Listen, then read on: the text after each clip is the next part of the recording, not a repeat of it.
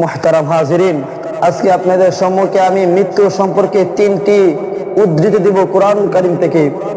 মহান আল্লাহ রাব্বুল আলামিন বলেন, কুল্লু নাফসিন যায়িকাতুল মাউত, প্রতিটা প্রাণীর মৃত্যুর স্বাদ আস্বাদন করতে হবে।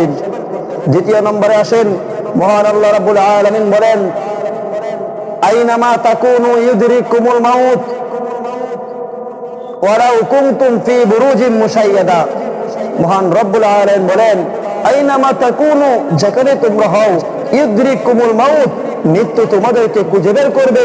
ওয়ালাউ কুনতুম ফি বুরুজিন মুশাইয়াদা, যদিও তোমরা শক্ত প্রাচীরের ভিতরে তোমরা বেষ্টনী থাকো। মুহতারাম হাজিরিন, 3 নম্বর উদ্ধৃতি হলো, ফাইদা জাআ আজালুহুম, যখনই তোমাদের সেই সুনির্দিষ্ট সময় চলে আসবে, লা ইস্তাখিরুনা সাআতাও ওয়ালা ইস্তাকদিমুন, তার 1 মিনিট আগেও তুমি মৃত্যুবরণ করবে না, 1 মিনিট পরেও তুমি মৃত্যুবরণ করবে না। মুহতারাম হাজিরিন, তাই আপনাদের সম্মুখে আমি আরেকটি কথা বলবো, ওই দিন আসার পূর্বে নিজেকে পরিশুদ্ধ করে নাও। আইন লা তানজুর, যেদিন তোমার চক্ষু থাকবে তুমি দেখবে না।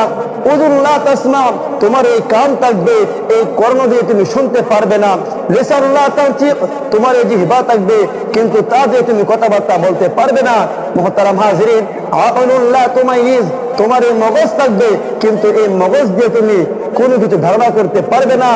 কলব লা তাতাফাক্কার, তোমার এই অন্তর থাকবে, কিন্তু এই অন্তর দিয়ে তুমি চিন্তা করতে পারবে না। মুহতারাম হাজিরিন, ইয়াদ লা তাবতিশ, তোমার এই হাত থাকবে, কিন্তু হাত দিয়ে ধরতে পারবে না। রিজলা তামশি, তোমার এই পা থাকবে, এই পা দিয়ে তুমি চলতে পারবে না। আনতা তাকুনু জিফাতুন, তুমি হবে লাশ। তাই মুহতারাম হাজিরিন, আপনাদের কাছে আমার অনুরোধ রবে এটাই, মৃত্যুবরণ হওয়ার পূর্বে মৃত্যুর জন্য তৈরি হয়ে যাও। আল্লাহ সকলকে বুঝার তৌফিক দান করুন, আমিন। নাসরুম মিনাল্লাহি ওয়া ফাতহুন করিব।